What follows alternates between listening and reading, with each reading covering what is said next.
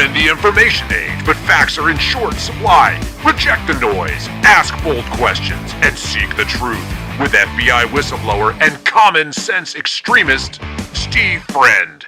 This is the American Radicals Podcast.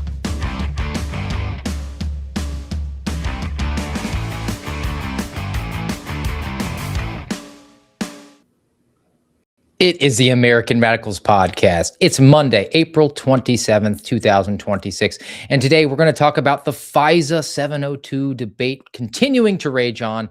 The Supreme Court of the United States of America is going to debate a really important privacy matter. The military is seeing a couple of members gambling on their operations, and regular Americans' electricity is getting shut off at numbers we've never seen before. So let's get after it.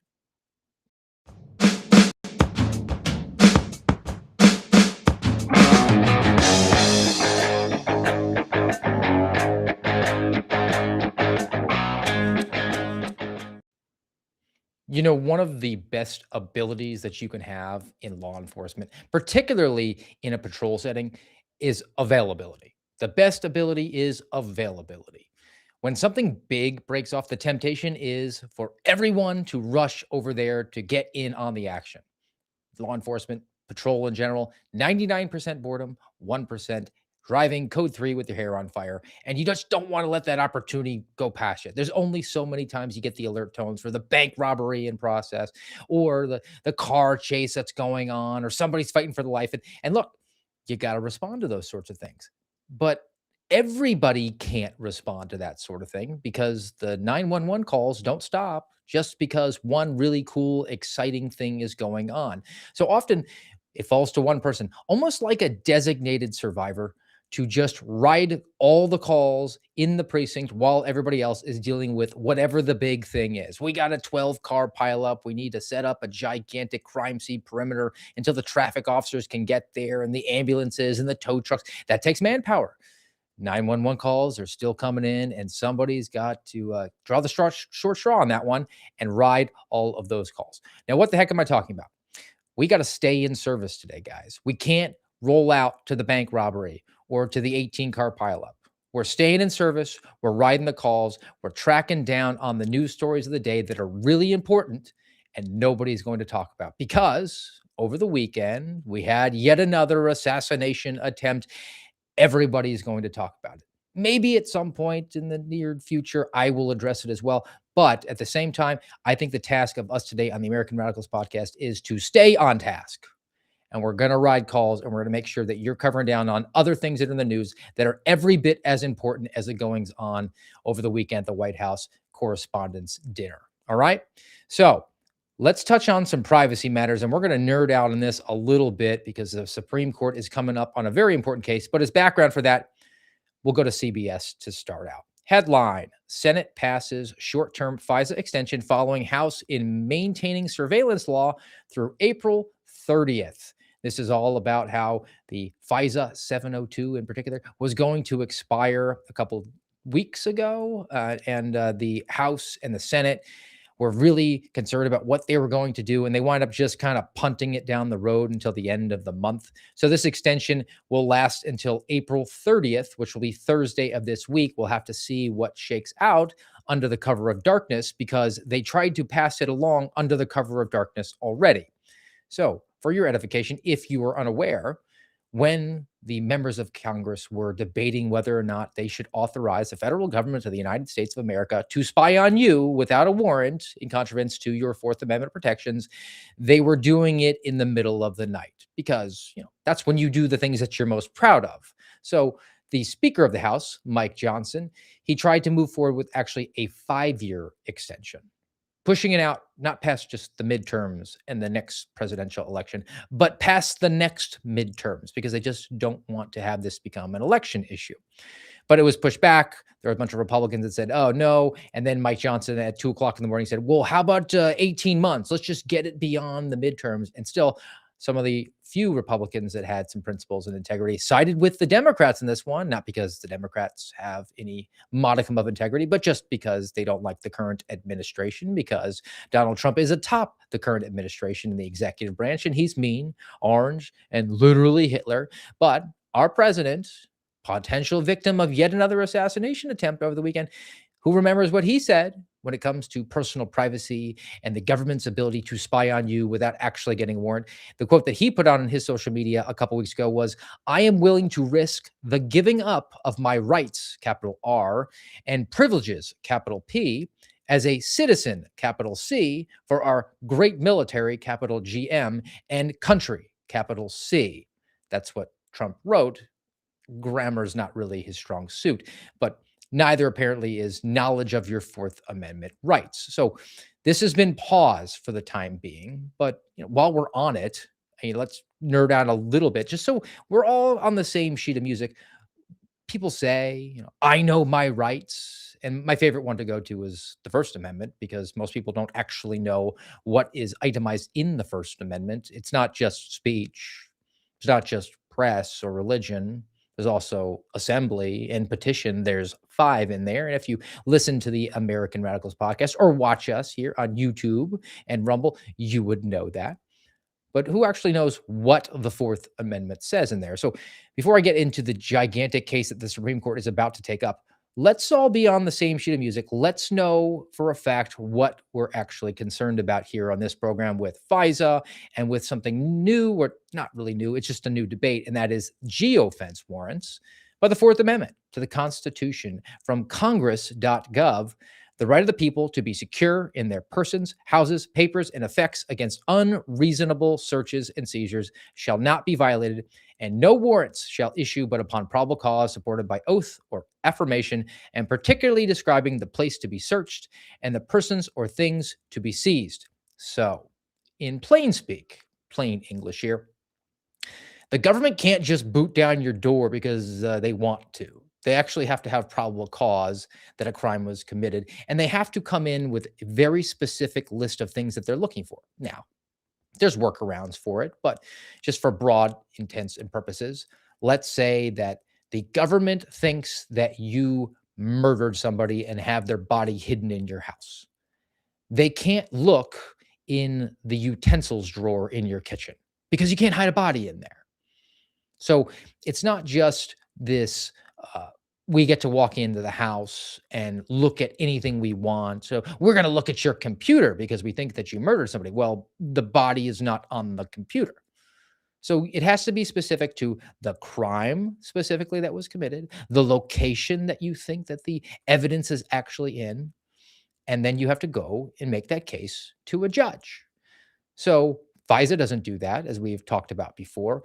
And there's actually an effort to push back on it between a couple of representatives that I want to throw out there, but it's not really a total complete victory, even if this one passes on through. So there was a press release that was put out a few days ago from Tom Massey in Kentucky and also partnering with Lauren Boebert from Colorado. This is a press release, and it relates to sort of trying kind of their best to mitigate the invasions and the violations of your Fourth Amendment rights with FISA. Here's the press release. Headline, Reps Massey and Boebert introduce the Surveillance Accountability Act to require warrants for government-initiated searches. Now, it is not perfect. It's borderline good, but kind of not, because there's a little bit of false advertising in this one. But just so you know and aware of what's going on, this is a proposal. It'll likely be voted down because Mike Johnson does run the House of Representatives. The legislation would require government-initiated searches, like the Fourth Amendment says, to be conducted with a warrant. So we're just repeating what the Fourth Amendment says, on probable cause required by the Fourth Amendment. The bill defines a search, which is important because our Constitution doesn't. It was written in the 1700s, pesky, dusty, old-timey language. People don't really understand it for the modern age. We're dealing with digital stuff now, Steve. Our founding fathers could not possibly have looked over the horizon and just predicted that there would be an internet someday, so you shouldn't have any sort of protections on the internet. No. There was assumptions that there would be future innovations technologically that they could not foresee. So they use the language that they use, and we need to kind of update it. Okay, so we'll pass a little bit of legislation to clarify.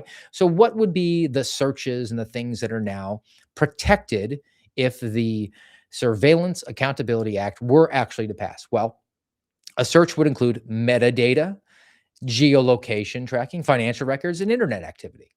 So if you're searching on your Google, the FBI can't just go to Google and say, give us the stuff without a warrant. It also prohibits warrantless use of facial recognition, biometric tracking, which is facial recognition, license plate reader systems tied to individuals, and also preserves traditional and limited exceptions.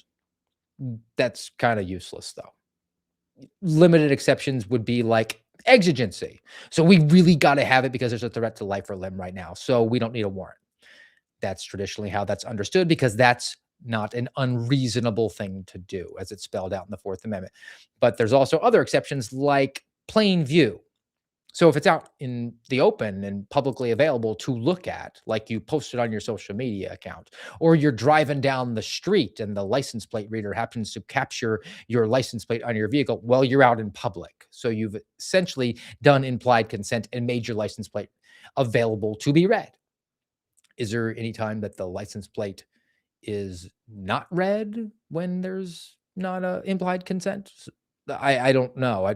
I kind of scratching my head on that one. What sort of protection are you actually offering, Representatives Massey and Boebert? If I use my car and I'm driving outside and it gets read, that's publicly available. Where are you going to block the license plate reader from seeing me? When it's parked inside my garage and the door is closed? Well, I already have that protection. So it seems like it's not necessarily giving you everything that they're promising. It sounds good, but the same thing goes for facial recognition. Well, I don't want the government to get my facial recognition stuff.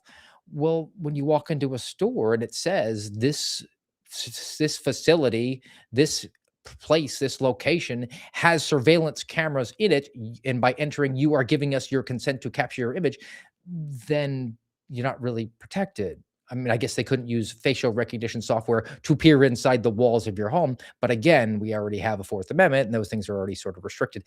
So not a perfect thing, but if we do actually get something like the Surveillance Accountability Act, I think that's objectively good just because it would require a warrant. And the last thing I'll add on to that before we go over to the Supreme Court is there's nothing stopping the federal government, particularly an FBI, from submitting a voluntary warrant. I mean, let's just play this out. What's likely to happen? Well, Congress will buckle. They'll just pass FISA on through. That'll happen sometime this week. Or they'll do another extension, and when you're not paying attention or you're looking at what happened over the weekend, they'll pass it on through. Well, if you actually had principles, if you acquiesced to the assumptions of the American people that you had some modicum of fidelity, bravery, and integrity, the motto of the FBI, there is nothing stopping you from going to a judge and saying, look, judge, this law we think might be in conflict with the Constitution. And just out of an abundance of caution, and because it's the right thing to do, we are voluntarily submitting this warrant to you to look at and review and say, yes, I'm giving you this warrant to review the material that we already have and we can look at per the law. Nothing stopping them. Why don't they do it? I actually proposed this. I proposed this to people who are currently in the presidential administration, and they weren't in the administration at the time. And they said, well, when we get the power, we want it. I mean, integrity is only a problem if you've got it. So we'll expand now. Let's go over to the Supreme Court because this is something that is very important. It deals with privacy, and it deals with a new tool that was nothing that our founding fathers, Steve, could have possibly predicted back in the 18th century. And this comes from SCOTUS blog, and the headline reads, Digital Location Data Heads Back to the Supreme Court. I told you guys, we're going to nerd out a little bit. We're going to do a little bit of history, but as we are staying in service right now and covering down, and this is a case that is in front of the Supreme Court starting this week, this is enormously important because it actually ties to things like January 6th and other things that you might be interfacing with all the time.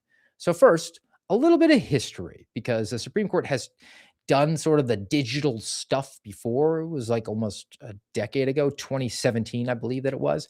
They had this case, and it dealt with cell phone tower dumps. So person has a cell phone, they're in a particular area, it sends out the signal, and the tower picks it up. So when a cell phone connects to the tower, that tower then records the connection. The phone's location can be tracked across time and space by reviewing those logs. The question before the Supreme Court in 2017, 9 years ago, was, do we need a warrant to get access to that information? Or is that in plain view? Do you have an expectation of privacy? And the Supreme Court, by the skin of its teeth, 5-4, said, no, you're actually going to have to get a warrant to get that information for that phone, meaning for that specific person whose phone number you have already learned the number for. It's not just a random number that you're pulling out your butt. You're going to have to get a warrant to find out where that cell phone was traveling to and get that information to further your investigation. So, what's the new wrinkle? Well, the 2017 case was one phone where we know who the phone is tied to a particular account and we know the person who has that phone. So we have our particular person as it's spelled out in the Fourth Amendment. We have a crime, and the Supreme Court said, yeah, you're going to have to get a warrant for that. Well, what about if we don't know the person? What happens if we don't know the phone number? We just know a general location and a time. And that's where you get into geofence. So this case that is going in front of the Supreme Court is called Chatrie versus United States, Chatrie, Chatrie. And it relates to geofence data location. So this is information that gets collected not by a tower, like it did in 2017 when the Supreme Court took it up, but by the apps.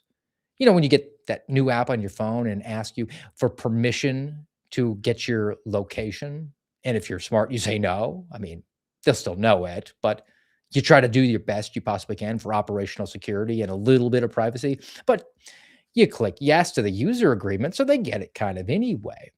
But for the overall consideration here, the app, it tracks your location.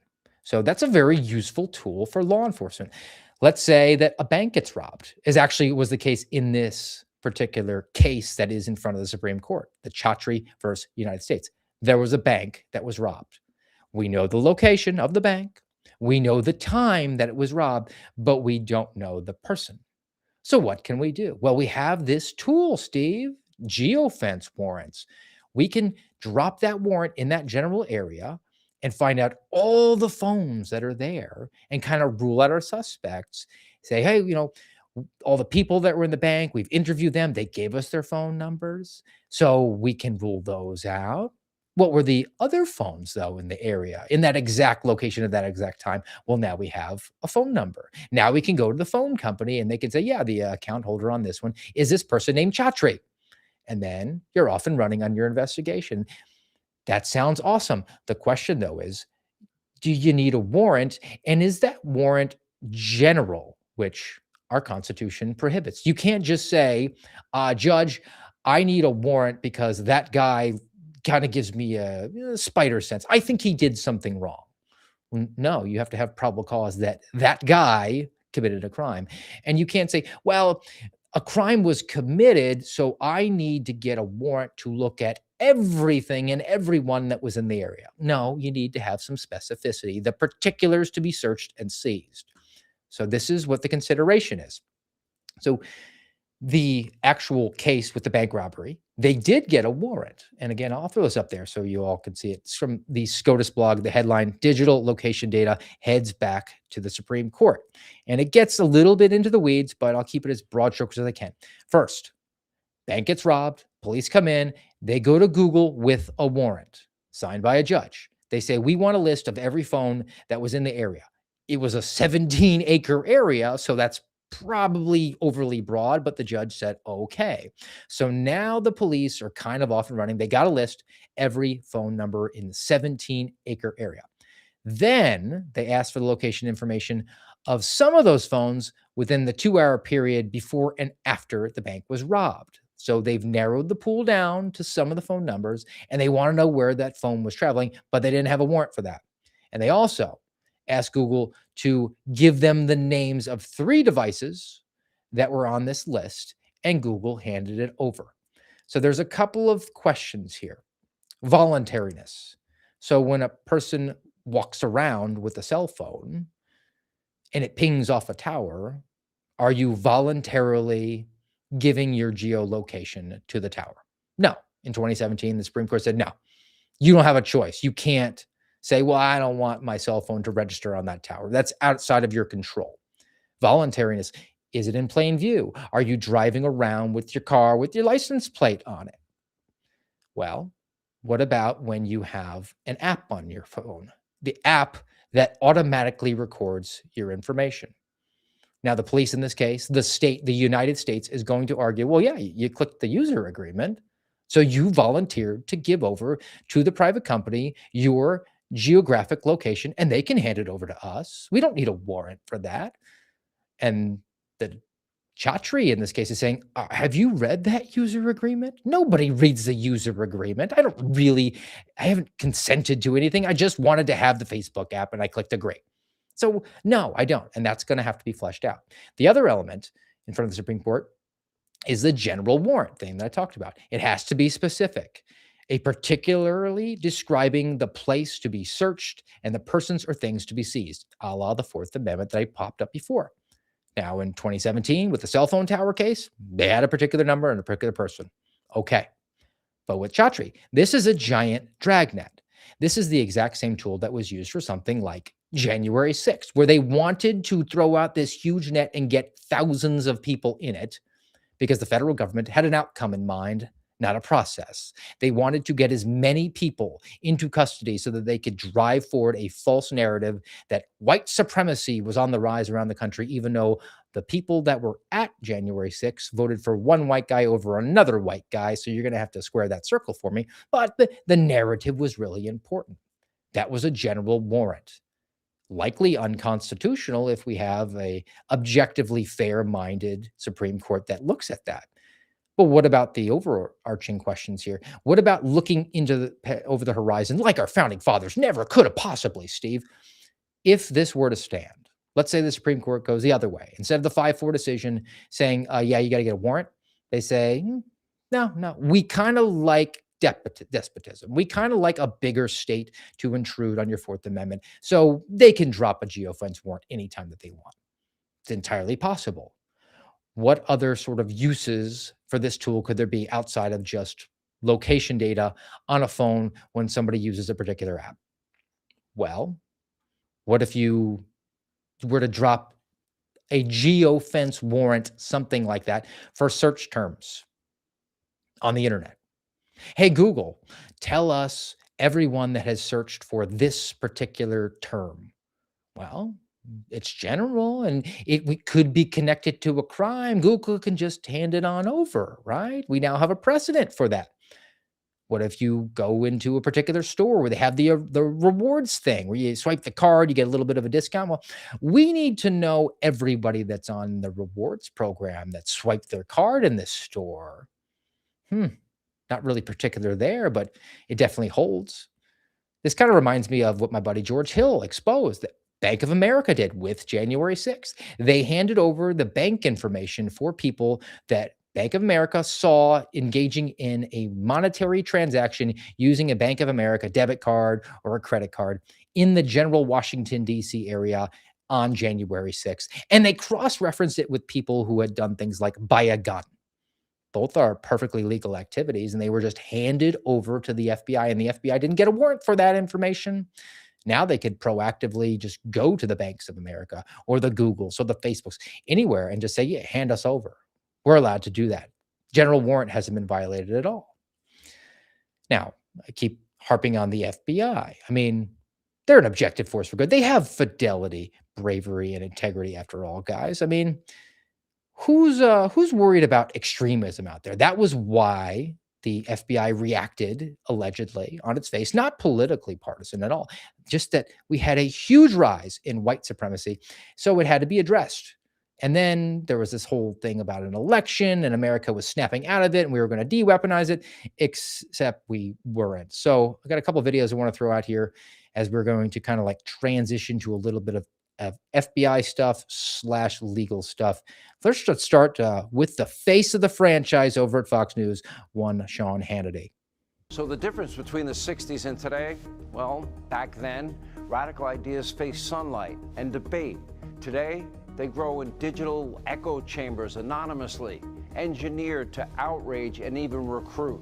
Radicalized kids today, they share one thing. they feel unseen, unheard, and oftentimes they are being exploited. You're a parent, talk to your kids, be present, be available for your children, and don't outsource parenting to a screen. Pay attention to who's influencing your children, and do not ever be afraid to step in. So pot calling kettle black from Sean Hannity. Look, the message is fair. Take some responsibility for your kids. But I kind of have a hard time accepting that from a guy who left his wife for a younger model that he worked with. So, again, pot calling kettle. But the reason I threw Sean Hannity out there is that, well, now America's so back and we're so based. The extremism out there, that's real extremism. That's the sort of stuff that you would want an $11 billion premier preeminent law enforcement agency to be going after and using the tools. This is why we have to extend FISA, Steve, right? Because there's actual real threats out there, threats to our national security. We need to give him these tools, otherwise bad stuff will happen. The president himself, the most famous victim of Fourth Amendment violations, they used FISA to go after Donald Trump during his 2016 campaign to become president. He tells you he's like a vegan. Wait 5 minutes and he'll tell you how Russia, and they spied on his campaign. And yet he's saying, I'm willing to do that because I'm just so darn magnanimous and benevolent. Because he's at the helm now. Everything's awesome. In fact, we got our guys in charge, Steve. Why are you so upset? There used to be that FBI, but now there's this FBI, and Sean Hannity's happy to promote that with the former co-deputy director of the FBI for 292 days, one Daniel Bongino. Language warning, guys. Language warning. There were two FBIs trying to help you solve the A, B, and C problems, and that's FBI 1 and FBI 2. Like, there's two FBI? Yes, there were two FBIs. There was the FBI of bust your ass, VCAC agents, violent crimes against children, white collar agents, violent crime fugitive task force. And some of these guys, I was just honored to be in the room. They were like, we have this TFO, task force officer down in Miami. This guy, his first name's Joe, I won't say his last name. This guy's been on the job 38 years. You know how many violent criminals are off the street because of this guy and the agents he works with? I mean, he's a TFO, but the agents were like that too. And then you had this other FBI, which was populated with, to say, unfortunately, snakes as being nice. And here's a problem, Sean. It wasn't always obvious which FBI they were in. So you're trying to solve a level A problem, which has no solution. There's a shitty solution and a shittier one. And I got to tell you, it's almost like a coin toss, because either way, someone's going to get hurt. Just a level A problem, Sean. Level A. Level A is not actually a thing in the FBI, but after 292 days, maybe the former co-deputy director of the FBI wasn't aware of that. But he really wants to throw out things like TFO, that's a task force officer. VCAC, violent crimes against children. It's not called VCAC anymore, former co-deputy director of the FBI, Daniel Bongino. It's just not, because some other person who's a snake probably got promoted because they changed the acronym from VCAC to child exploitation and human trafficking. So I guess you weren't really in the know about the old FBI and the new FBI, and you just were in a position where you had to make the decision, one bad decision over another. But everything's back because he says so, and then he left the job after having no proof at all. I mean, where were the government gangsters? Why weren't they put into handcuffs? The public officials, those people who were bellying up to the trough, who were using their powers that they were appointed to have or elected to have to not serve, not to look at the American people as their fellow citizen, as their customer, who they're duty bound to protect against fraud and force and to preserve and defend our pesky, dusty documents. No, but as an opportunity to personally enrich themselves, achieve some modicum of political acclaim, and then just go on and stay forever.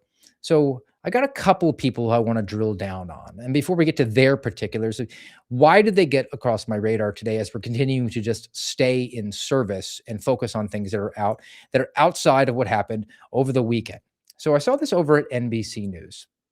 The headline, Senators Katie Britt and John Fetterman warn against inaction on social media guardrails for young people. I mean, look, Sean Hannity saying that extremism is out there. So now you've got some bipartisanship from NBC News. Katie Britt from Alabama is a Republican. John Fetterman from Pennsylvania, he's a communist. I mean, Democrat, but potatoes, potatoes. So these two, the brain trust that is, the human eggplant that was John Fetterman, and Katie Britt, who has worse fake teeth than Nikki Haley. They have now combined forces, very much like Captain Planet, and they're pushing for legislation to address social media use by children and teenagers. Because I guess Sean Hannity's recommendation isn't good enough for you to take responsibility of your own offspring. We need the government to come in here and pass laws about how you can use the internet. And then when you do use the internet, they want to be able to watch how you use the internet without a warrant. So they've introduced, or at least co-signed, on a couple of different laws. The first one is the Stop the Scroll Act. And this was last year. Bipartisan bill would require social media platforms to post a mental health warning on the label. So you go to access Facebook or Twitter and it says the warning could be detrimental to your mental health. That'll stop the kids from getting on TikTok and Instagram. Yeah, well done, Senator Britt. And then you have Fetterman and Britt also co-sponsored the Kids Off Social Media Act, and it would require platforms and children's schools to implement restrictions on social media use, including banning kids under 13 years old. So you're 12 or younger, and you are banned because somehow they're going to be able to know how old you are when you sign that user agreement and give up all your Geofence location to the social media app, which is then turned around and given to the government without a warrant. Or will it actually be known because they're going to have access to that information without a warrant? So Katie Britt gave us a nice comment here that I think is really relevant. Quote, other countries have stepped up to the plate, and we continue to kind of walk past it, and the time to do something is now. So other than saying they've stepped up, she apparently is beyond just being retarded, has no fundamental understanding of why other countries would do those things, because they don't have a Fourth Amendment. They don't have personal freedom and liberty and autonomy. This is something that our elected officials, who allegedly swear an oath to protect and defend pesky, dusty documents that memorialize a social compact between you and your government, in which they provide for the general welfare, meaning your life, liberty, and pursuit of happiness. They just, it gets in the way of what they need to do. And what they need to do, other than propose bills that don't actually get a vote, because neither one of those bills, thankfully, made it to the floor. But what they actually do is go after people to push for their political narratives, to make their points, and at the same time, simultaneously go and make their own. So, two adjoining pieces, seemingly separate, but I think that they are connected. This was a story that broke a couple days ago, and I wonder how many people are actually going to cover down on this one in light of the events over the weekend. So I saw this over at NBC, amongst many others. Headline, U.S. soldier involved in Maduro raid charged with betting on the operation. He bet on himself. He's like Pete Rose, guys. This guy, his name is Gannon Ken Van Dyke. So Van Dyke, quote, bet a total of approximately $33,000 on Maduro, and he placed those bets on Polymarket, and he made over $400,000. He participated in the planning and the execution of the U.S. military operation to capture Nicolas Maduro. So he had inside information. He wound up getting charged with some financial crimes and for classified information because he was using that inside information. And I've seen the point made, like, this is illegal and it's unfair practices. It was definitely insider trading, but we're going to go after the special operator while there's these other people that are making millions. This guy made 400 grand. I mean, what's the big name out there? Hey, Amrads, what's the big name? Nancy Pelosi, right? Like, you should just follow Nancy Pelosi's stock portfolio and you will clean up. So let's talk about a couple people, because while we're going after the Van Dykes of the world for betting on themselves and not defending him, but just kind of pointing out that's basically what he did, let's talk about some of those out there who are making the bets and are profiting quite handsomely. We said Nancy Pelosi. Nancy Pelosi, her estimated net worth is over $200 million, about $213 million. Got this from quiverquant.com. And then from a social media account that I saw, this was a post from last year. Nancy Pelosi stock tracker at Pelosi Tracker. We are so back. According to QuiverQuant, Nancy Pelosi has made $4.7 million in the stock market today. That's 26 times her yearly salary in one day. Wow, that's just the worst offender. We all know that Nancy Pelosi is pretty infamous. But what about the other two that I just mentioned? We had bipartisanship. We have to intrude on social media. We have to make sure that we're tracking what you're saying to your kids and what your kids' availability is. We can't let you be a parent. We know better than you because you will use it for illicit and corrupt purposes, like some sort of special forces soldier to personally enrich yourself. Well, John Fetterman, communist, Pennsylvania, back to Quiver Quantitative. His trade values, as they say, are like $700,000. His net worth is $1.7 million. He's a little bit difficult as far as net worth goes because he was a part-time mayor in a small town in Pennsylvania and somehow was able to provide for his family with like under $20,000. I think his family has quite a bit of worth. But what's he done since he's been elected statewide in Pennsylvania? From Yahoo Finance. Headline, Senator John Fetterman backed a stock trading ban, but his household reported buying shares tied to industries he oversees. So Fetterman, in a filing deadline from a couple weeks ago, he indicates that a child in his house purchased between $1,000 and $15,000 of Micron technology in March. He's a member of the Committee on Commerce, Science, and Transportation, which oversees the implementation of the CHIPS and Science Act, a program that awarded Micron Technology, the very same company that he invested in, with $6 billion.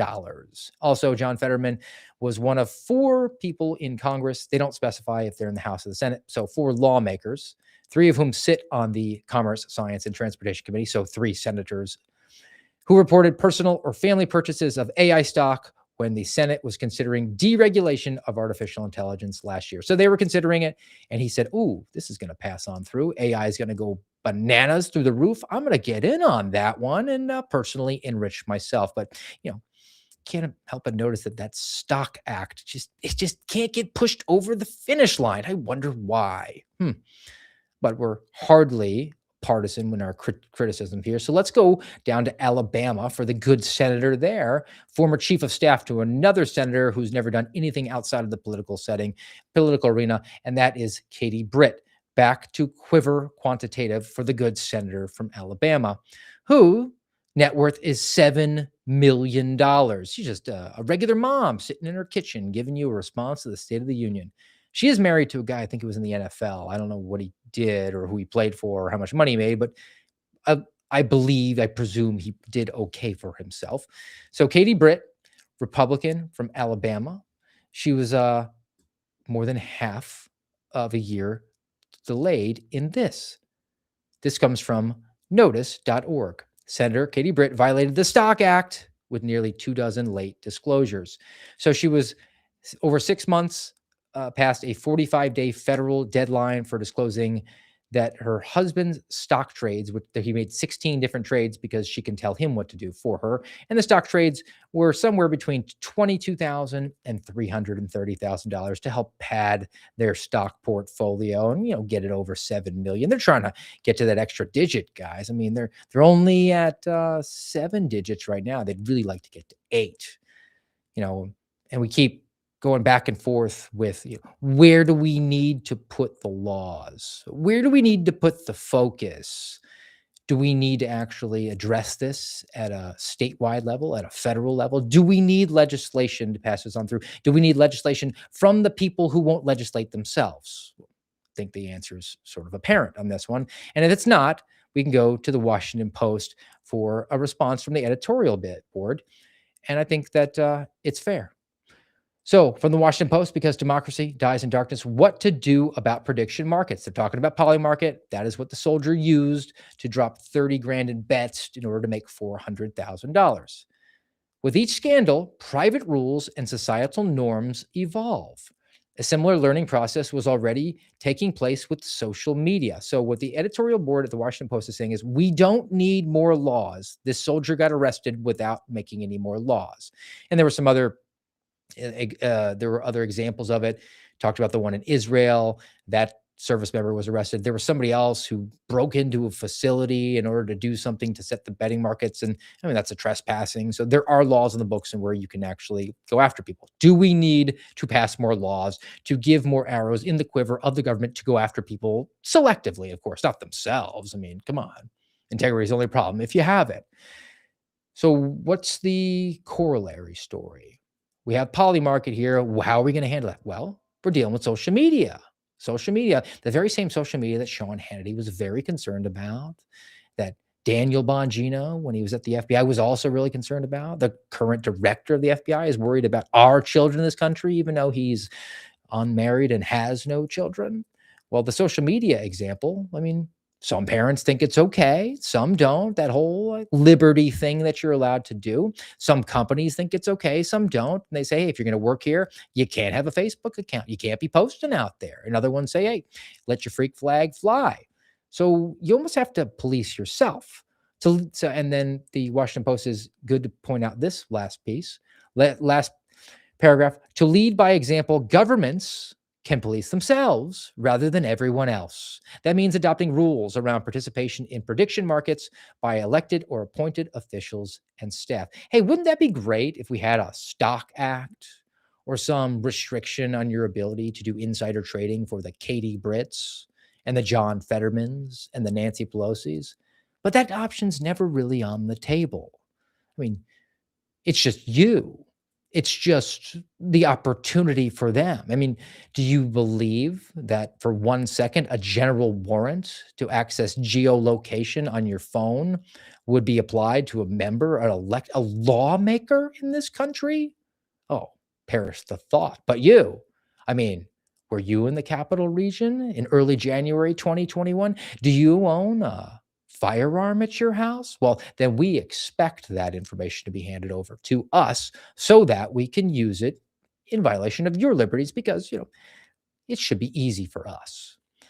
Now, the last story I want to get to, and it's a little bit off the board when it comes to the privacy matters and the legal matters, but I think it's really important. And as we're trying to stay on service, on task here today, I saw this. Washington Post. First of its kind data shows Americans' electricity was shut off 13 million times. This is new information because there was never a law requiring this information in a bunch of different states.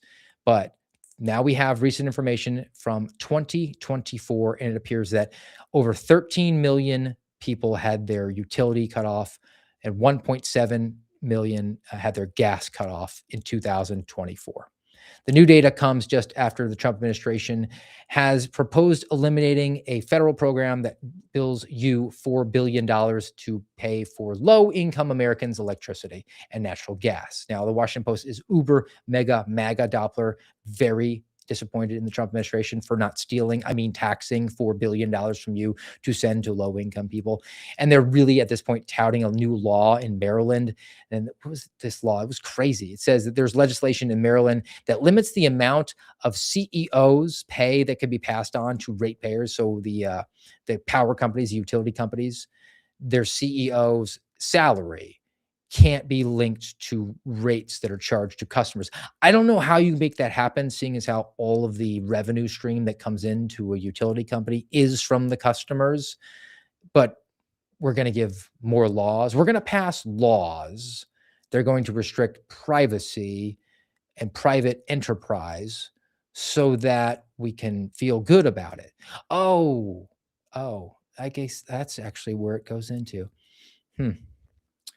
We don't like seeing the derogatory consequences, the downstream negative consequences that happen from kids scrolling on TikTok or Instagram. Or we feel really bad for people in the summer months when it's too hot for them to have air conditioner, or in the winter months when it's too cold and they can't afford the heat. So you know what we should do? We should just pass laws And then those laws will only be applied in an objectively good setting. Nobody ever will be manipulated. Nobody will ever be a victim of it because we only have the best people who are in charge. Those who won't apply the same societal norms or standards or even pass rules or laws that apply to them, but are all too happy to go after you. So, guys, let's continue to stay on task. Let's stay in service today. I know there are some really important revelations that are going to be coming out about this White House Correspondents Association event that happened, but at the same time, the world continues to turn. You got to stay in service. You got to keep paying attention because we're really vulnerable right now. We're distracted as a country because something is big and important. And at the same time, there's other stuff going on too, particularly as it relates to everything that is going on in your life. Look, I care about what happens at the White House, unfortunately, just like you. It is way too intrusive on our lives. That is the actual battle conditions, the battlefield conditions that exist. We are forced to care about palace intrigue at 1600 Pennsylvania Avenue. I wish we didn't, but that's the reality that we live in. But even if something awful were to happen, it would pale in comparison to allowing a federal government to the ability to look at you whenever it wants. And that's why we are really vulnerable right now. The Secret Service revealed themselves to be inept and incompetent and showed to the entire world that the president and basically every member of his cabinet is extremely vulnerable. But that, again, is not even holding a candle to our vulnerability as regular people, capital C citizens, as President Trump said, when this government gets the ability to look at you just because it feels like it. So stay on task, guys. So that's the end of today's program. But I got a fun palate cleanse. We're trying to catch all the stories that are out there that may have eluded your attention. And palate cleanses relates to that. We're in baseball season, and this guy found a way to catch it. Right back. That's pretty wild. 1 in a million. All right, guys. Plan to be back with you tomorrow here on YouTube and Rumble at AmRadPod, noontime. If you haven't already, give us the nice thumbs up, the likes, the follows, the subscribes. Head on over to Spotify as well. We appreciate it there. And then until, have a good day.